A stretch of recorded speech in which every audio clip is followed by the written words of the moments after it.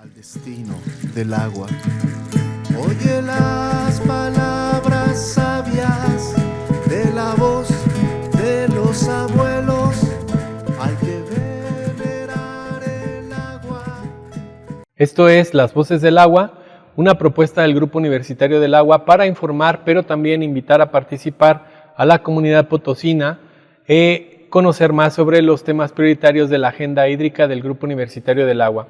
Hoy, como siempre, tenemos un tema importante, un tema en el que tenemos que estar informados, la sociedad potosina. Hoy vamos a hablar del suministro mediante agua subterránea en la zona metropolitana de San Luis Potosí y me acompaña el doctor Antonio Cardona Benavides, quien es experto en este tema. ¿Cómo está, doctor? Muy bien, muchas gracias por la invitación. Muy amable. Bienvenido. Pues háblenos un poquito sobre el concepto de las aguas subterráneas. ¿Qué es lo que tenemos que saber sobre estas aguas subterráneas que, según entiendo, son las que nos abastecen mayormente en nuestras casas, ¿verdad? Uh-huh. Sí, mira, podemos definir el agua subterránea como la que está en el subsuelo, ¿verdad? Así de manera muy simple. Hay toda una distribución en el subsuelo de diferentes condiciones y cuando en el subsuelo, por alguna condición geológica, todos los poros están llenos de agua, entonces ahí es donde podemos tratar de aprovechar esa agua subterránea y es cuando podemos utilizarlo mediante pozos, por ejemplo, ¿no? El agua subterránea es la que vemos que descarga de manera natural en los manantiales, ¿verdad? Por ejemplo, y la importancia del agua subterránea la tenemos que visualizar desde un punto de vista de los ecosistemas. Estamos acostumbrados a identificar la importancia del agua desde el punto de vista de abastecimiento solamente a la población, pero yo siempre les digo, tenemos que recordar de que los ecosistemas, existen muchísimos ecosistemas que dependen del agua subterránea y ellos están antes que nosotros, en términos de tiempo, ¿verdad? Entonces es muy importante considerar que además de que nosotros como población somos usuarios del agua subterránea, también hay muchísimos ecosistemas que dependen de ella. ¿Cómo están constituidas estas aguas subterráneas en San Luis Potosí? Para que nos explique un poquito más y conocer más sobre el tema, ¿qué es lo que hay debajo de la zona metropolitana de San Luis Potosí? Aquí en San Luis Potosí, y de manera muy similar a muchas otras regiones de México, tenemos que en el subsuelo existen materiales geológicos, en parte son, digamos, como arenas y gravas, pero también tenemos rocas fracturadas. Las rocas que vemos aquí en la Sierra de San Miguelito también están en el subsuelo. Esas rocas, podemos ver, están rotas, están fracturadas, así le decimos, y a través de esas fracturas se mueve el agua subterránea, se almacena y se mueve. Cuando hacemos un pozo, como los muchos que hay aquí en San Luis Potosí, vamos atravesando esos materiales y cuando las condiciones son las apropiadas, el agua que está almacenada en esos materiales geológicos, pues fluye hacia el pozo y la podemos extraer. Quiere decir que la zona metropolitana de San Luis Potosí tiene muchos pozos y que es de donde tomamos el agua para que exista en nuestra casa. Una buena parte del abastecimiento a la población actualmente en San Luis Potosí depende del agua que se extrae de los pozos. El sistema de abastecimiento oficial del Interapas tiene alrededor de 130 pozos, que son los que se utilizan de manera alterna, probablemente algunos. La gran mayoría de ellos funcionan 24 horas al día, con caudales, con volúmenes de agua de extracción diferentes, y son los que se utilizan para abastecer a la población cuando por alguna razón digamos, y son la única fuente, cuando por alguna razón el agua superficial, como el de la presa San José o el de la presa del Realito, pues no está disponible, ¿verdad? Cuando existe agua superficial en las presas, una parte del abastecimiento de la población se sustenta en las presas, en el agua superficial, pero el agua subterránea se mantiene a lo largo de todo el año. Pues es muy interesante este tema. Vamos a ver qué nos dice el Team Agua acerca de las aguas subterráneas en la zona metropolitana de San Luis Potosí. En un momento regresamos.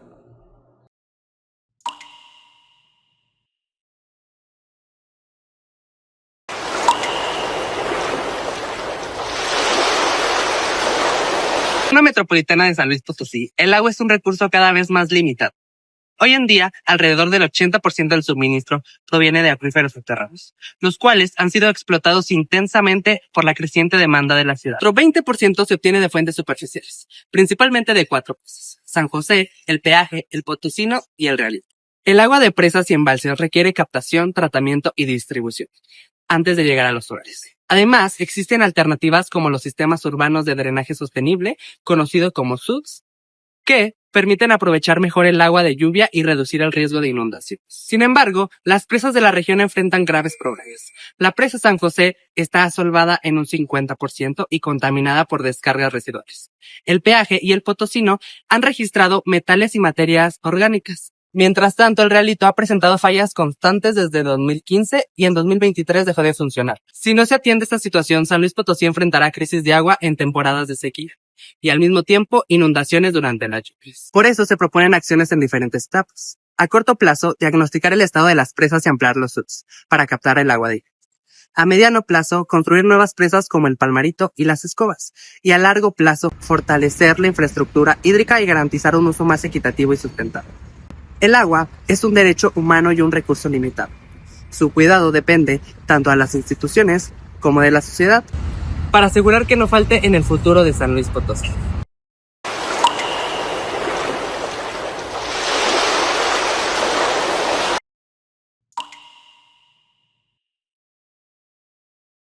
Regresamos a las voces del agua. Recuerden, estaremos en Facebook, en Instagram, en TikTok, también en YouTube y en Spotify, Las Voces del Agua, que es una propuesta del Grupo Universitario del Agua. Y tenemos hoy un invitado especial, el doctor Antonio Cardona Benavides, que nos está hablando sobre las aguas subterráneas que generalmente conocemos como pozos aquí en la zona metropolitana de San Luis Potosí. Cuénteme, doctor, ¿cómo es la calidad o las condiciones de esa agua que viene de los pozos? Sí. Mira, uno de los aspectos importantes, voy a un poco antes de contestar la pregunta, relacionados con el agua subterránea, es que nosotros decimos que desafortunadamente el agua subterránea no es fotogénica, porque no la vemos, ¿no? Una de las condiciones inherentes es de que, pues, para muchos de nosotros es algo invisible, porque no lo vemos hasta que lo extraemos, ¿verdad? Por medio de pozos. Y precisamente el enfoque que hemos estado tratando de hacer en el Grupo Universitario del Agua es el de visibilizar el agua subterránea, visibilizar su importancia, no solamente aquí en San Luis Potosí, en la zona metropolitana, sino en el estado, en las 3 regiones, en México y en el mundo. La principal fuente de abastecimiento de agua a nivel mundial es el agua subterránea, eso está reconocido. O sea, no es algo que no se conozca, ¿verdad? Entonces, en ese sentido, es muy importante conocer su composición química, ¿verdad? Pero también dentro del conocimiento de la composición química, es muy importante conocer cómo funciona.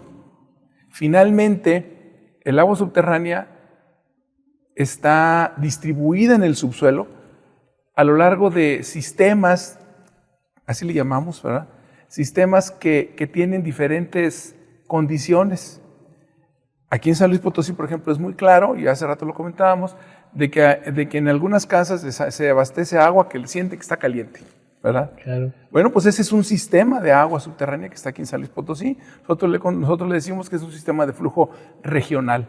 ¿Por qué regional? Pues, bueno, porque es muy profundo y viene desde muy lejos. En otras regiones tenemos agua subterránea, me refiero aquí también en San Luis Potosí, pero es agua que ya no está caliente, que está fría, ¿verdad?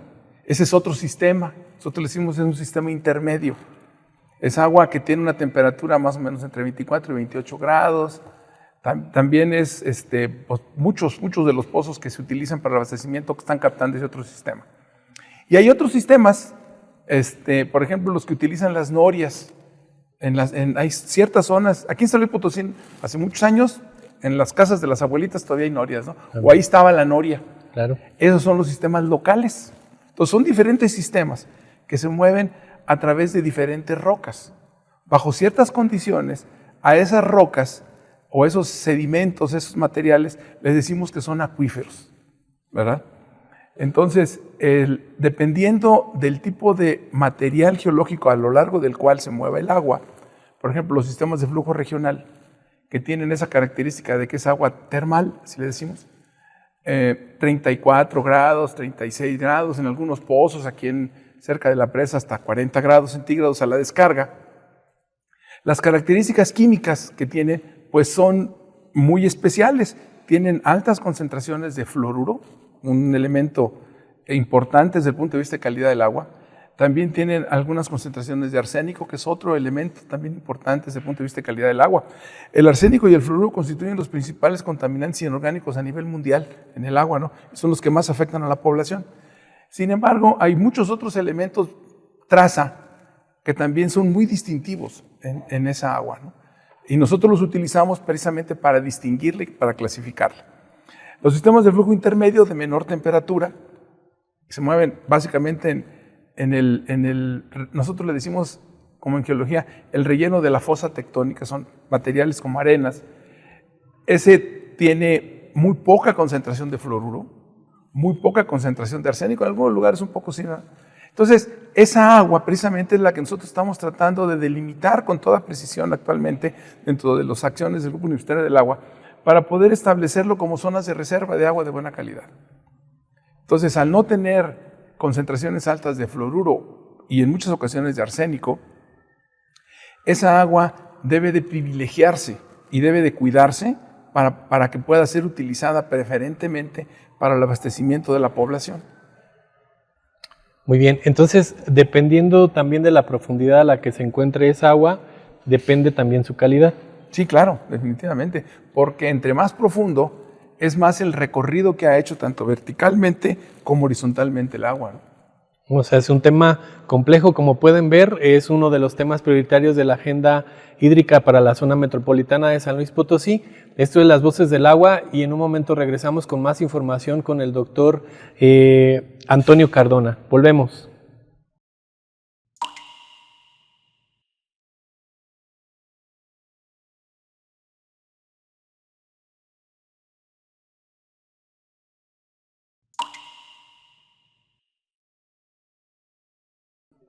Regresamos a Las Voces del Agua, una propuesta del Grupo Universitario del Agua que busca informar, pero también invitarlos a que participen y conozcan esta agenda hídrica de la zona metropolitana de San Luis Potosí que presenta el Grupo Universitario del Agua, donde uno de los temas prioritarios es el del agua subterránea que el doctor Antonio Cardona Benavides nos está explicando.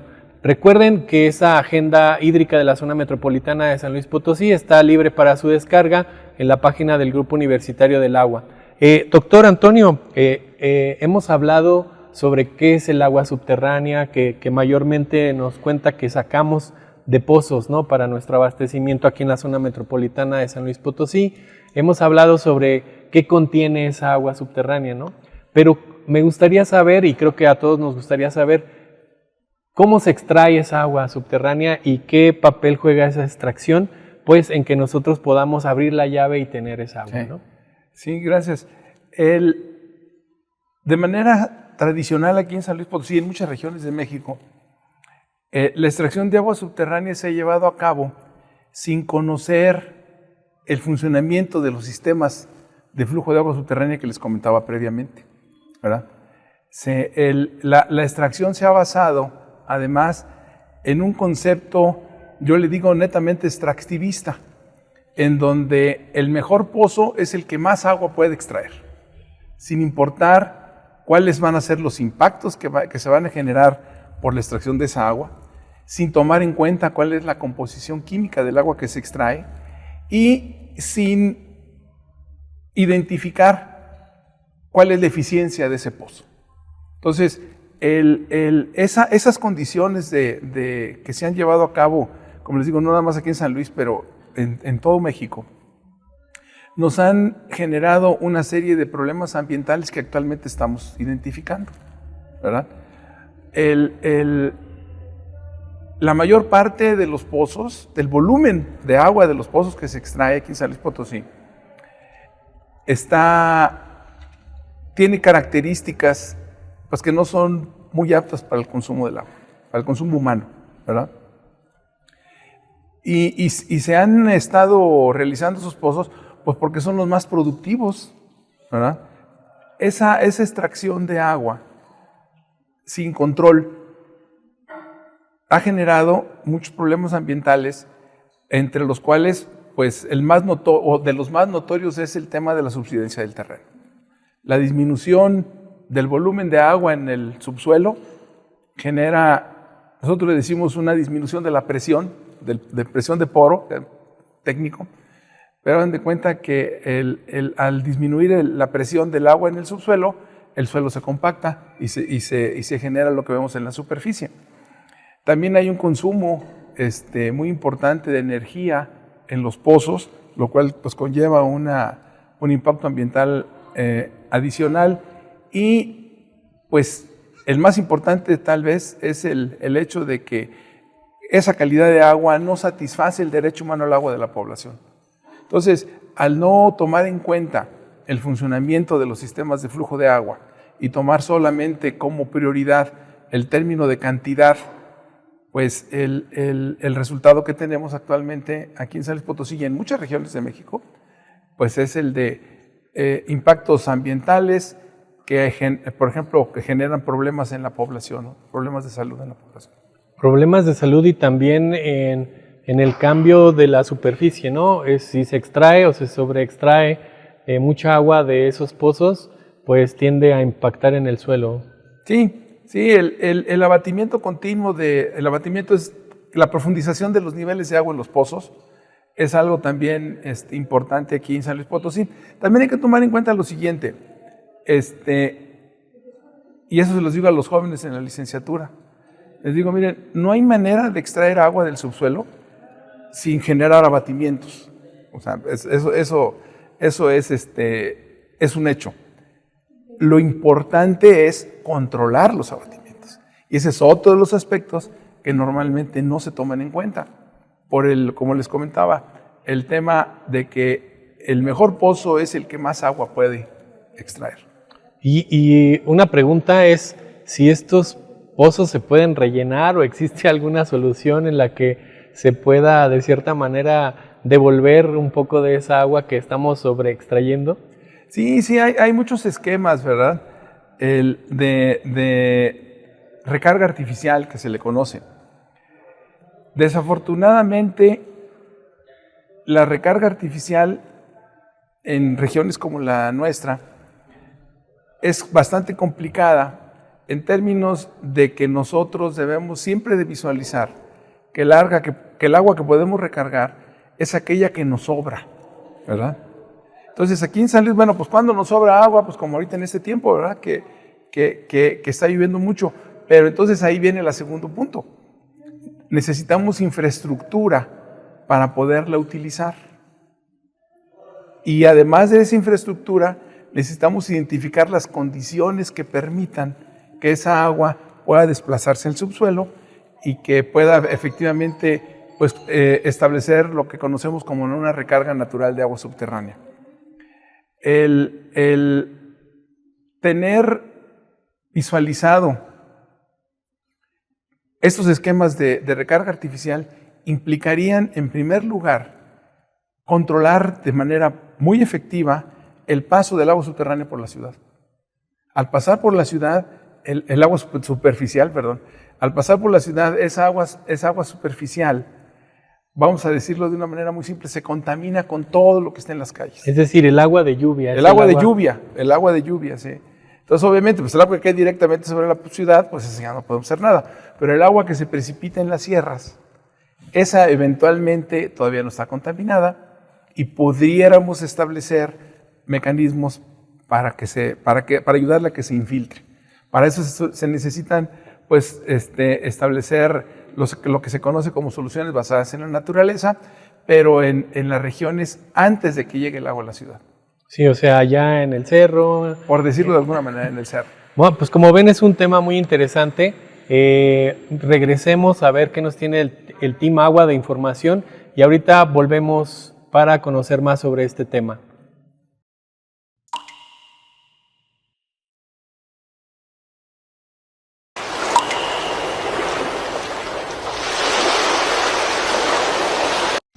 La Agenda Hídrica es una propuesta del Grupo Universitario del Agua que presenta los temas prioritarios a resolver en la zona metropolitana de San Luis Potosí. Este es un documento que tiene como objetivo informar a la comunidad potosina de las problemáticas del agua y también los invita a participar en su solución. La Agenda Hídrica es un documento científico que sirve para comprender que existen retos que son necesarios resolver en el corto, mediano y largo plazo en materia de agua en San Luis Potosí capital y municipios vecinos. Este documento es el resultado de investigaciones científicas transdisciplinarias y puede ser descargado en la página del Grupo Universitario del Agua de la UASLP. Como pueden ver, los problemas del agua son nuestra responsabilidad. Por ello, los invitamos a leer la Agenda Hídrica y participar en solucionar de manera colaborativa los temas prioritarios que aquí se tratan. Nosotros somos el Team Agua y estaremos informando en las voces del agua.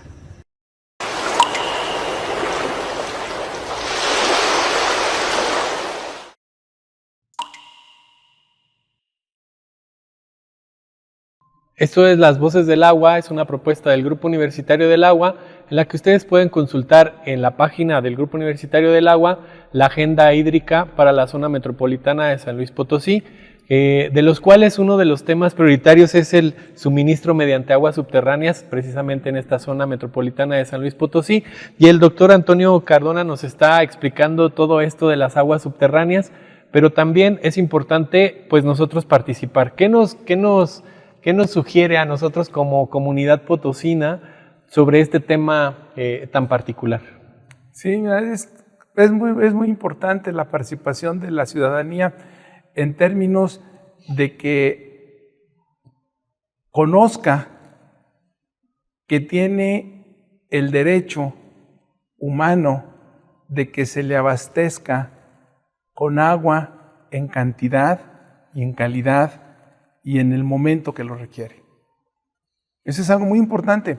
La sociedad debe de exigir a las instituciones encargadas de ello de que se cumpla ese derecho humano al agua, ¿verdad? Desafortunadamente las condiciones actuales que tienen todo un antecedente muy importante en cuanto a limitaciones y probablemente deficiencias en la gestión del agua, han generado que pues actualmente el derecho humano al agua no se cumple en general en México. No se abastece en muchos lugares de la cantidad necesaria de agua, con la calidad que se requiere, a un precio asequible y en el momento que lo requiera la gente, la población. Entonces, desde ese punto de vista, como sociedad, es muy importante que se informen a través de medios como este, en donde sin ninguna visión política, por decirlo de alguna manera, tratamos de informar a la población sobre las características y las condiciones que tiene, en este caso, el abastecimiento de agua, del agua que reciben en sus casas. Bueno, cuando tienen la suerte de recibirlo, ¿verdad? Claro. Entonces, en ese sentido, pues sí, el que se organicen para que puedan exigir ese derecho humano al agua, pues es algo muy importante. Que viene justamente en la agenda, en los temas prioritarios de la agenda hídrica para la zona metropolitana de San Luis Potosí, ¿no? Que es un documento pues que busca informar a la sociedad para que también participen y exijan esa agua en cantidad y en calidad necesaria pues para tener un pleno desarrollo, ¿no? Doctor, como cierre, ¿qué le gustaría informar a la comunidad potosina sobre este tema tan importante? Sí, pues miren, es muy importante que ubiquen ustedes cuál es la calidad del agua que llega a su casa, en el caso de que les llegue, ¿verdad? Y que de alguna manera se informen a través de la información o mediante la información que está disponible pues en diversos documentos del Grupo Universitario del Agua. El documento de diagnóstico que está disponible presenta información muy general y muy amplia y muy detallada también, pero puede ser muy benéfico que las personas pues se involucren en conocer cuáles son las características del abastecimiento que tienen en sus casas. Actualmente nosotros estamos trabajando con escuelas para que, y eso seguramente lo van a platicar por ahí las doctoras que también colaboran con esto, para que los niños funcionen hasta cierto punto como diseminadores de la información en sus casas. De esa manera pensamos que podemos lograr llegar a una mayor cantidad de familias, de tal forma que pues, poco a poco esta información sea útil para la toma de decisiones en las diferentes familias potosinas. Hay una situación en los medios sobre que si una posible solución sería abrir más pozos. ¿Sería esto adecuado o no sería lo correcto? La visión extractivista, la que se les hablaba, pues así lo señala, ¿verdad? Necesito agua, perforo un pozo, necesito más agua, perforo otro pozo. Sin embargo, hay muchas fuentes alternas de agua que actualmente no se han tratado de utilizar, ¿verdad? Hemos hablado muchas veces y otros colegas lo han señalado, simplemente el hecho de disminuir un cierto porcentaje las fugas de agua en los sistemas de distribución, pues permitiría no tener que perforar 10 pozos, cuando menos, ¿no? Ese es algo relativamente simple. El reuso del agua, el tratamiento de agua, el que nosotros, mediante programas institucionales, pues sean municipales o estatales, podamos ser más eficientes en el uso del agua, pues eso sin duda que es algo que se tiene que tomar en cuenta para que entre todos, a todos los niveles, desde los niveles de las instituciones federales, municipales, estatales y a nivel de la sociedad, podamos pues contribuir a tener un futuro en el cual podamos tener agua. Necesitamos pensar, de esto también siempre decimos, necesitamos pensar en nuestros hijos y en nuestros nietos y los nietos de nuestros nietos, ¿verdad? El agua que actualmente estamos extrayendo, y también lo he dicho muchas veces, es agua que fue agua de lluvia con la que se bañaron hoy en la mañana, mucha gente, es agua que fue agua de lluvia hace más de 5,000 años, imagínense.